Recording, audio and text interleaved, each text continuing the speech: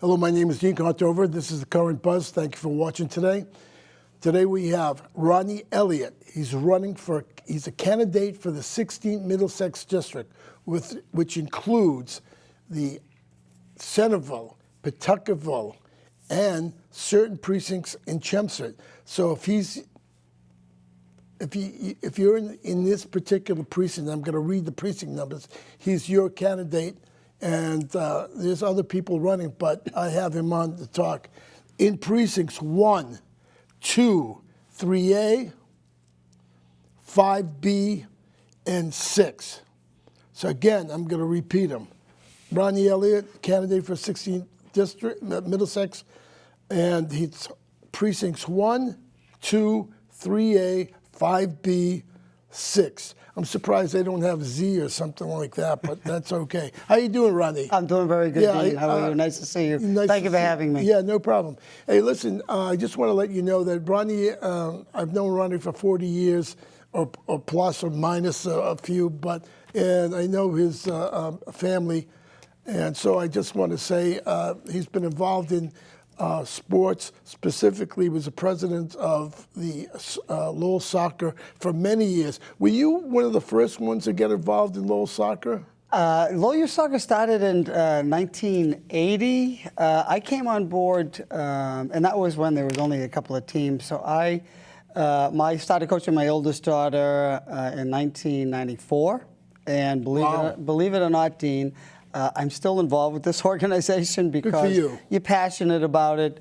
I'm not the president. I'm just I'm the treasurer now, but you still do all kinds of things. I really enjoy it. I hope the next group of parents and volunteers will kind of moved into these roles because it's good. You have to sustain the other organization. But yeah, it's nice to see you. We've known each other for many, many years. And of course, thank you for your service to our country. It's always important to remind me and others of the service and that you and so many veterans have given to this country. Rodney, I was just doing my job. That's yes, all I was doing. I understand that, but those of us that didn't serve during times of peace, we're very, very grateful. So. All right. Yeah, well, thanks a lot. I appreciate it very much.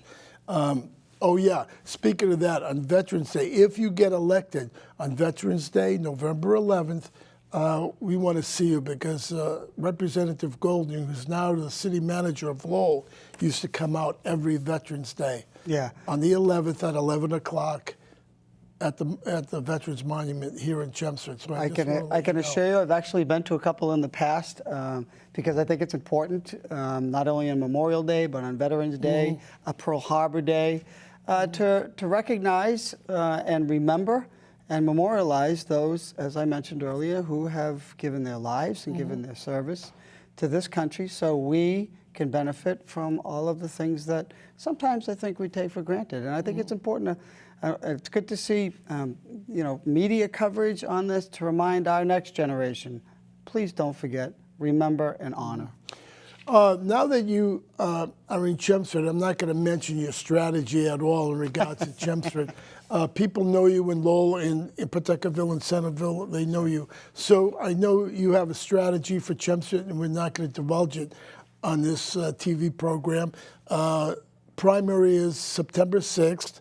So don't forget to vote because there are other people running in the Democratic race. Right. So make sure you put that on your calendar. September 6th primary. I don't remember what day the election is. It's in November, right? I believe it's November 2nd, yes. November 2nd, I better check that myself. Yeah. But you're right. It's September 6th is the primary. Okay. For all Democratic and unenrolled voters. By being in Chelmsford, what have you learned about Chelmsford that you didn't know prior to running for office in Chelmsford? Yeah, sure. So I've been a city councilor in Lowell for, I was a city councilor for 24 years. Right. Two of those years was as mayor.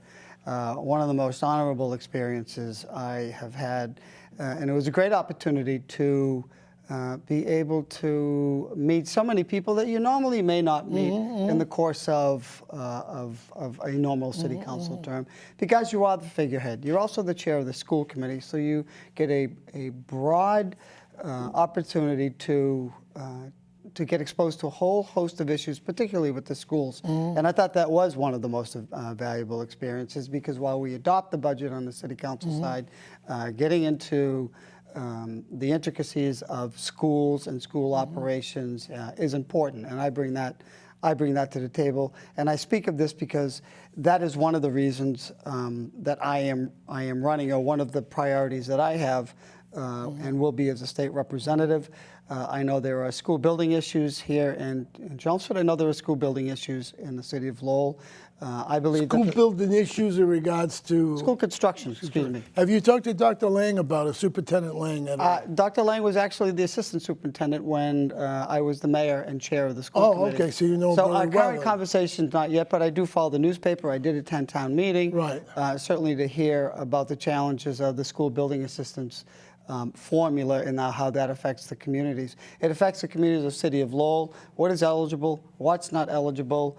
Some of the other aspects of the funding formula. I think we need to take a look at it, because communities like Chelmsford and Lowell, and quite frankly throughout the Commonwealth, the needs are greater than the funding available for MSBA, and communities, taxpayers just cannot afford it. We just had we're building a new high school in Lowell. We started out at about an 80% reimbursement, but after some of the ineligible costs that were not included, pardon me, the reimbursement was, we're close to 66% of the taxpayers paying for that, getting reimbursed. Of Massachusetts. So it's significant. And then to take it a step further, because of COVID and the cost and supply issues, there's another $40 million added to that project.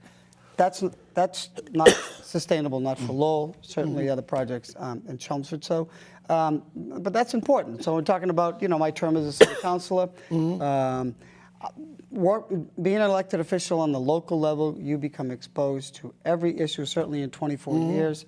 I know there is always work to be done, always issues, but I feel that I have made an impact. I was a fiscal person, that's my background. I've chaired the finance subcommittee for many, many years, but I also chaired economic development and zoning and some of the youth issues.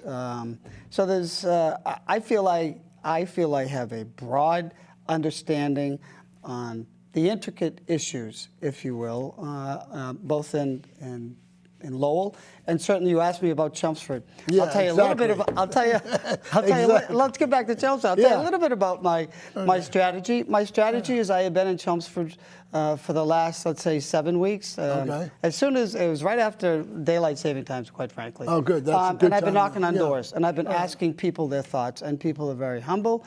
They've answered their doors, or I've left a note saying, I'm sorry I missed them, and I think that is the best way to understand what their concerns are, what their issues are, and what I can do as a state legislator, state rep, to help and represent the town of Chelmsford. What are their concerns? I can tell you the number one concerns are the deplorable conditions of our roads. Is that right? And I completely concur, because I can tell you that is, that has been certainly something I've heard loud and clear. Okay. And I can tell you it's the same thing in the city of Lowell. We receive Chapter 90 funding from the state of Massachusetts. That comes from gas tax, excise tax. However, to me, it's a drop in the bucket. It's usually for communities, it will come in, it's not always predictable. Okay. It's hard for communities to plan, to contract, and to get this work done. I think that needs to be significantly increased. So does the legislature. There was a proposal to increase it, I believe by $100 million. It's right at $200 million, but that has been certainly an issue that people have expressed, and I absolutely concur. This is my issue, okay? And I want you to listen to my issue. We're going up Middlesex Street, right, from the Rock Bridge, right, going into Middlesex Street, going into Chelmsford. There used to be a white sign up there many years ago. I think because of the condo complex or a couple of buildings. Remember there used to be a mill there, mill factory there, red brick? Well, they took down the white sign and never put it up.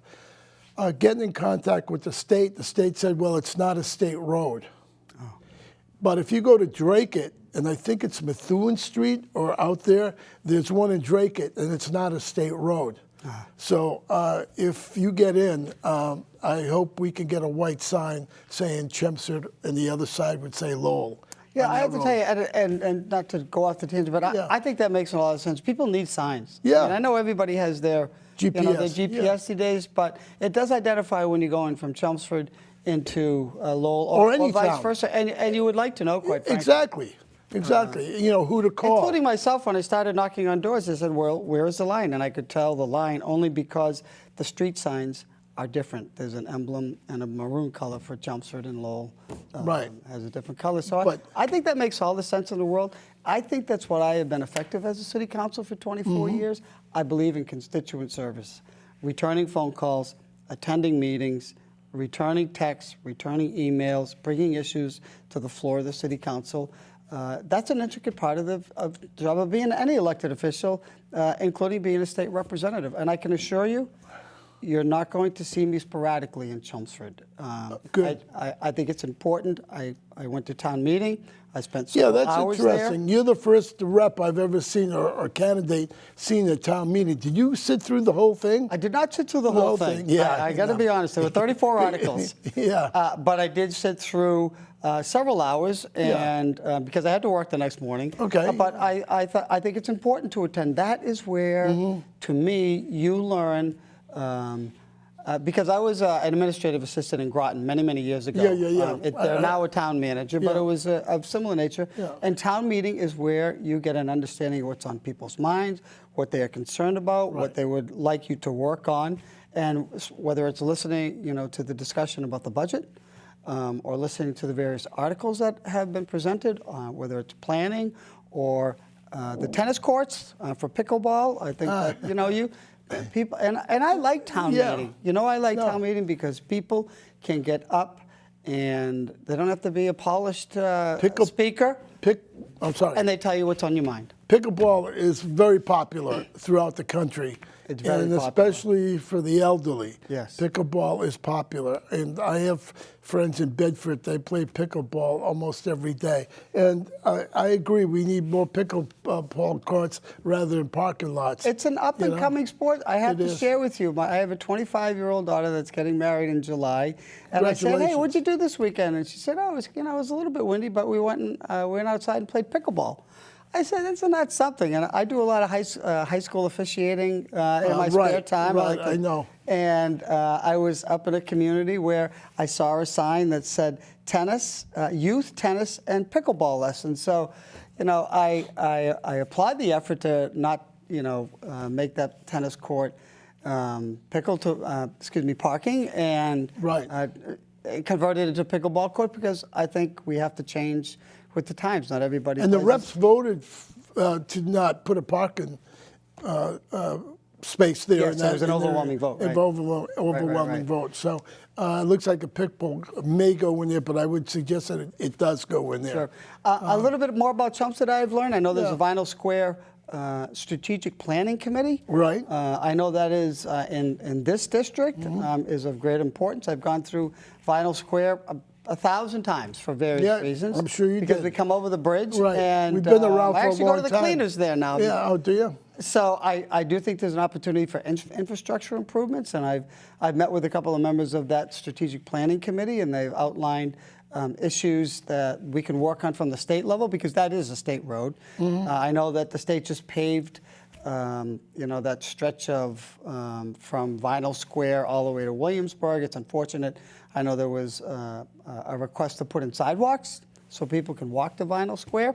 But, I mean, those are the things that I like to work with. There are some some vehicle patterns that I know in the city of Lowell we've been successful in applying for, whether it's Mass Works, if there's an economic development component to it, or just funding from Mass DOT. Now, I'll tell you what, in regards to North Chelmsford, there's been talk to having a train station in North Chelmsford. Yes. Because if they ran trains up to Concord, New Hampshire from Boston, that there would be a parking area and a train stop in North Chelmsford, which would enhance the property value in that area in North Chelmsford. Dean, I think it Yeah. makes an awful lot of sense from somebody that has commuted in and out of Boston Yeah. and have taken the T for decades. Right.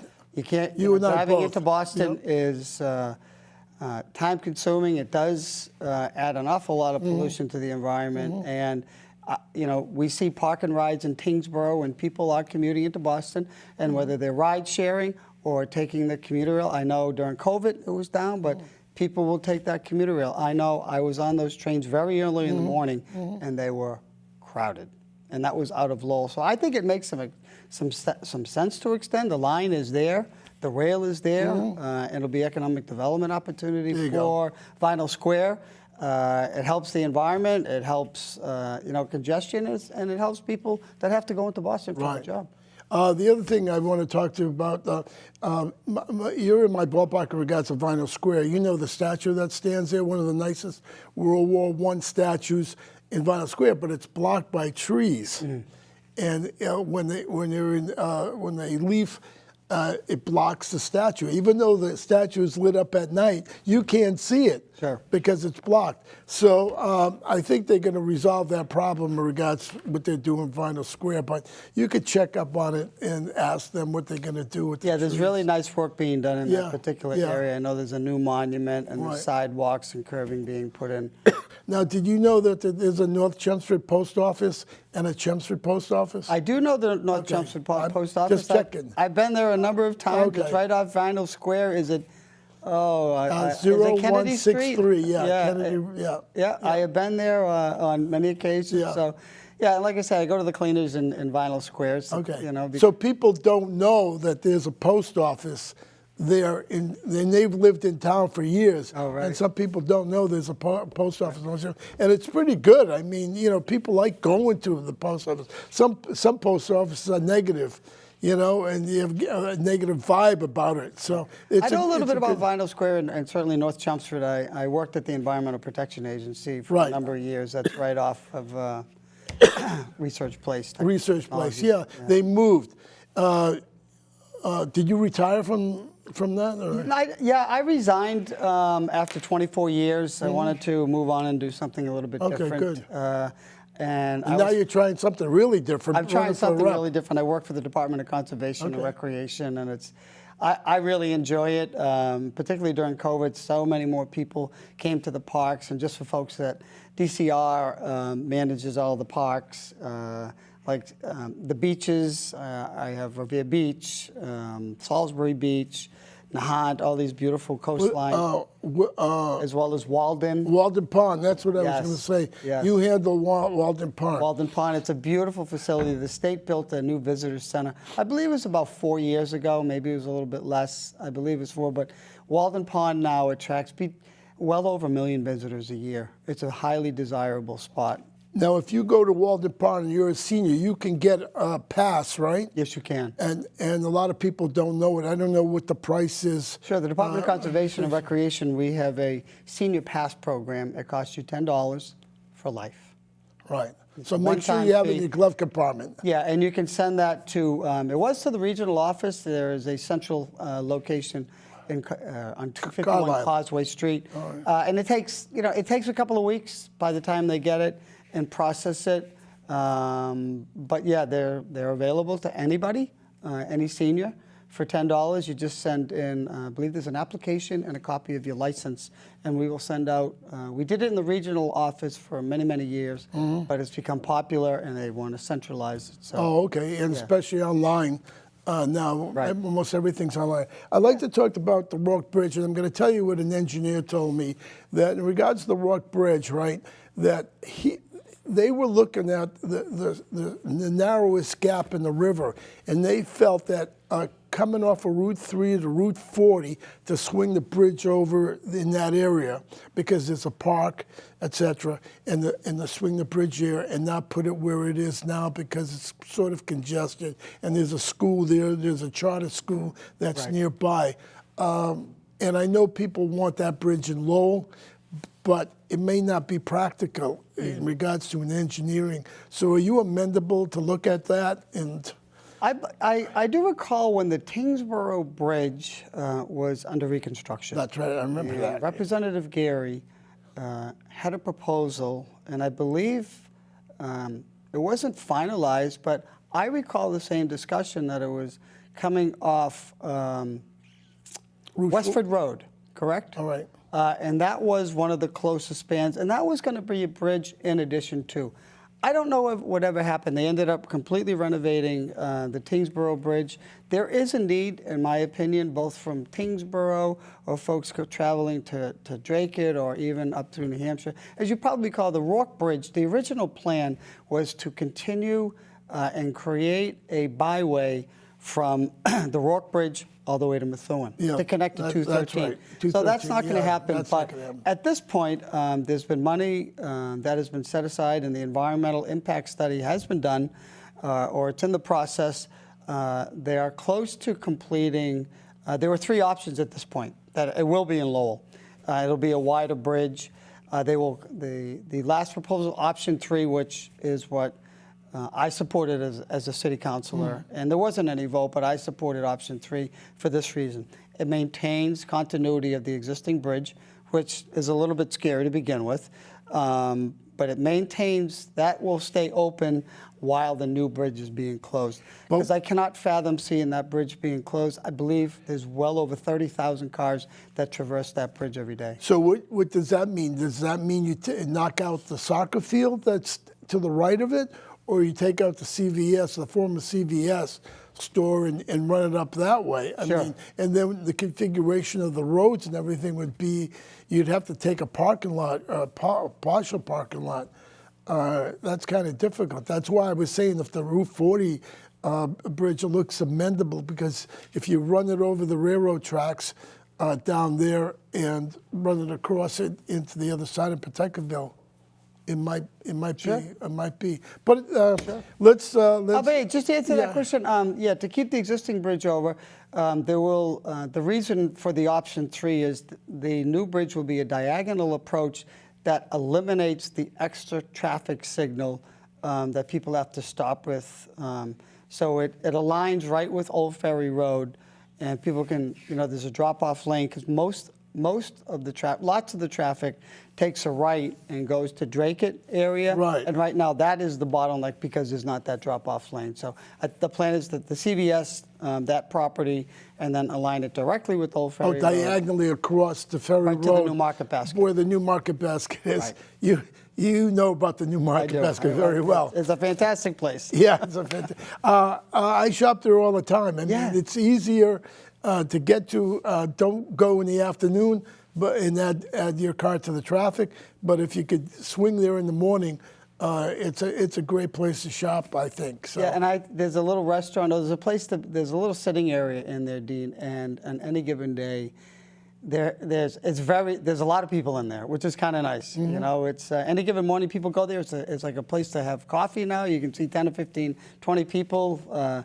But it's a beautiful location, and you've been there. Yeah, I've been there. Yeah. What are your priorities? I have a minute left. So what are your priorities and what you want to do if you get elected as a rep? Yeah. Well, first of all, I just want to, it will be constituent service. Okay. It will be representing the town of Chelmsford and advocating for whether for MassWorks or economic development grants or funding issues that are important to the town of Chelmsford. And, while I will represent one section, so will still be a voice. And I think that's important. But I do think roads and bridges. I do think that there needs to be mental health support in our schools for the kids that are having trouble. We see an increase in anxiety just in society in general. I think there needs to be more mental health support. I think the insurance companies need to cover more of these services. That's secondly. Certainly we talked about the school and school funding and looking at that formula. There's a whole host of issues that I would like to work on because I do know the issues certainly that affect many communities. Right. Certainly funding. Whether it's Lowell and Chelmsford, it's important to have somebody that has, I think, experience. I'm going to go down there on day one. I'm going to fight for the town of Chelmsford and the city of Lowell and those districts on those issues that they need. I've done it as a city councilor. Right. I have a record of accomplishment, and I don't like to talk about it because I think that's the job. Well, thank you for coming on.